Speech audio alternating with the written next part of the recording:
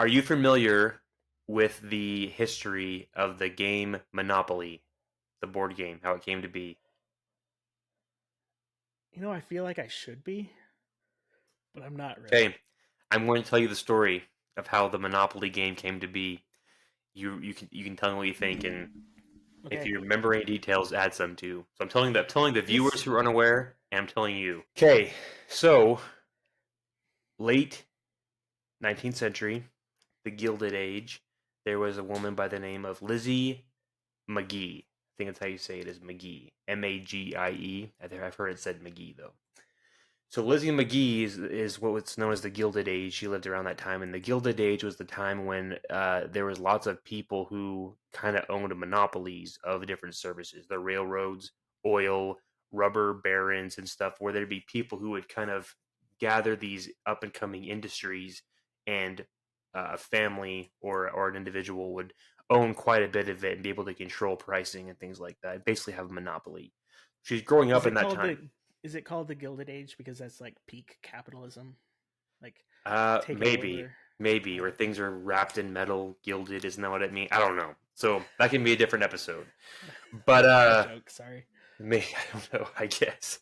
And so that's her experience. And Lizzie grows up to be a very strong advocate for the feminist movement and an anti-capitalist. She doesn't think that's good. She thinks that basically people are unfairly profiting off the labors of others. And anyways, lots of different, the movement between uh, different economic theories and stuff. She's very strongly anti-capitalist.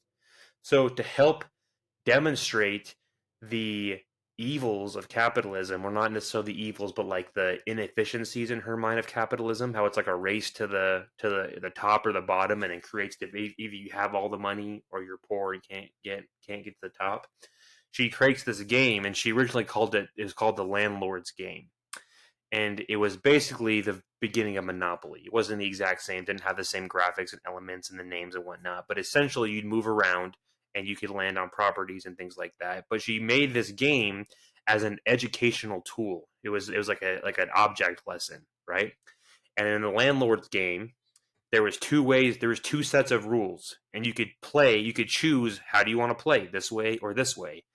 Number one was the monopoly way, where if classic monopoly, you land on a spot, you can own that spot, and people who land on it have to pay you rent. It all goes toward you as the owner, and first one basically who can get the monopoly, right? Most monopolies, it's kind of unbeatable in that sense because no one can like rise up and beat the person with a monopoly.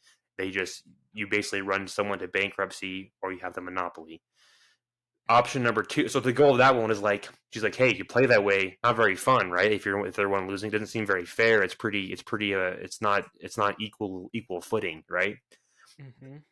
Option number two to play was the anti-capitalist way. I don't know what she called it, but basically where there would be, you'd land on a property and there would be a set tax rate that was shared amongst everyone, and basically everyone could profit off certain company or certain placements and things equally, and all boats would rise together, kind of spread where you're all getting money. And the goal, again, the educational goal, is like, oh yeah, this is much better. No one has to go bankrupt in this game. We can be on equal footing and things like that. Well, Mm. this started getting spread around. She's passed it around. It was like something you would take to schools, families. You could just kind of pass. It was like just an educational tool, and there wasn't like video games and things back then. So also it's probably just it was just fun. I Sure. guess Just people had some, entertainment. yeah, early days of board games, and so it started to get relatively popular. But what happened is the Monopoly version was the preferred rule. People kept preferring to play that way. I don't want to do the other one. They wanted to try to win the monopolies. Not really her intent. And so there was this other guy by the name of Charles Darrow. He came across this game and liked it and thought, hey, I want to make my own version of it and basically sell this, like not just as a pass around educational tool, but I'm gonna profit off this. Kind of stole her idea. So he starts selling this game, and it's just like the Monopoly version, right? Like he's like, this is what people want. This isn't about teaching about anti-capitalism anymore. It's super capitalist game. And so the Hasbro brothers buy it from him, but then the Hasbro brothers, the game company, realizes that he didn't have the original rights. Lizzie McGee had a patent for it, so they paid her for her patent $500. That's what she made. Hasbro brother owns the game now, but since they technically got it through Charles Darrow, he starts making royalties on it. It especially took off during like the game during the Great Depression, which made it seem kind of ironic. Yeah, no kidding. Which That's weird. I mean, I'm not an expert on exactly why that happened, but what I've read and stuff is the understanding is probably because one, there's not a lot of stuff to do. For one, it was the Great Depression. People sat around and tried to entertain themselves with board games and stuff. And two, it was this way to like kind of play with pretend money you didn't actually have in real life. People couldn't go out there and buy these properties. It was like the equivalent of playing a video game in which you can go fly around or do some superhuman stuff. Nowadays, it was like, well, I want to imagine I have all this money and I can buy up all this stuff and live vicariously. So that's just theory. I don't know if that's true or not, but it took off a lot during the Great Depression. So now, jump ahead. As you know, it's not necessarily the most trending game nowadays, but like one of the biggest games of all time, best-selling games. Ironically, this game that was designed to teach the evils of capitalism, one, became like the most capitalist focused game. Yep. Two, made a dude super rich, Charles Darrow, by having the royalties, and capitalism made him rich, and the woman who invented it was compensated $500 for her rights to it. And did not grow rich and did not benefit from it. Didn't quite get her message. I mean, I guess I shouldn't say shouldn't got her message. There are some people who obviously still resonate with that message, but overall, the game of Monopoly became not what she intended it to be, and made someone else a lot of money, and still sells a lot today. And people, I guess, are willing to make the risk. I mean, obviously, it's not real money, but like fictionally, are willing to risk bankruptcy in the game at the chance of being the one that holds all the monopolies. And so I don't know, you can make your assessment on society based on that, but it's an interesting story about how a brand came to be, kind of ironically, kind of unfortunately for one, kind of just an interesting story of how it came to be. That's hilarious. It's poetic in a weird sort of way. It may be a little bit of a tragic sort of way, but yeah, that's insane. Like if you made that up, like if you pretended that was like no one would believe it. It's too, It's yeah, like one of those stranger than fiction kind of things. there should be a movie about it. They're making a movie about Tetris. You seen that? Tetris the movie's coming out. I don't get how that's going to be a movie, but whatever. Maybe Monopoly's next, but I'd watch that. Do you like Monopoly? I do. I grew up playing it. I have I'm clearly a Jurassic Park nerd. I have a Jurassic World version. Oh, nice. You can, like, buy different like dinosaur paddocks and stuff. Nice. So yeah, I've always found it to be fun. Yeah, I'd be interested to go try to find the old anti-communist rules and see how that was done, and see if you could play it. But I don't know if the modern board would even work that way. But just see what it's like. Though. Try it and see if the game. I don't know how you win. I guess someone still has to win, right? But it's more like you won by having the most money, but everyone else still has lots of money. I don't know how the rules went. But well, I mean, if it was like an educational tool first, did there have to be a winner?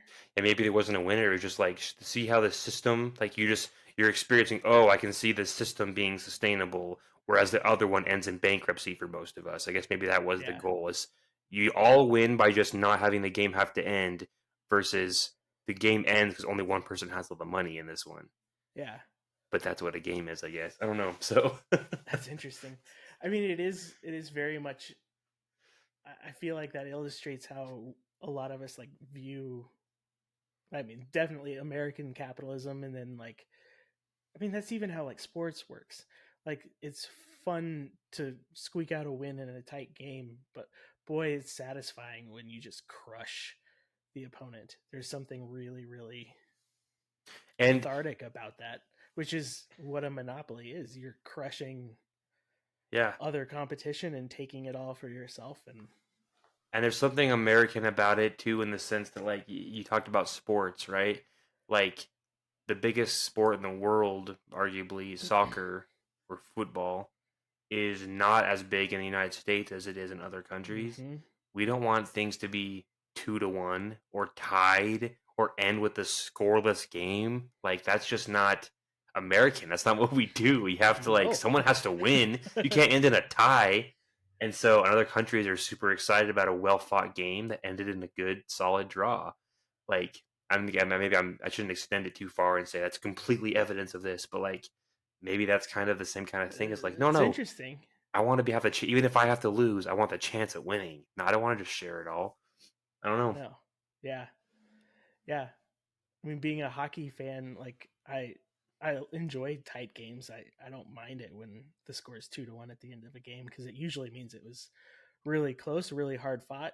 Hmm. But like my team's in the playoffs and we beat Minnesota last night 7-3, and boy, that felt good. It's got to be. So is Hasbro our sponsor this week? Yes, yes. Thank you for sponsoring this. Um, they gave us a get out of jail free card to be able to be sponsored this week. So much appreciated. Nice. Wait, do we each get one, or is it just Both one? of us. Both of us. Okay, all right. House rule question: in your family or your group, whatever, when you land on free parking, what happens? Nothing. Nothing happens at all. Nothing happens. That's by the book. I've looked at that. That is how it's put. It's just free parking. Nothing happens.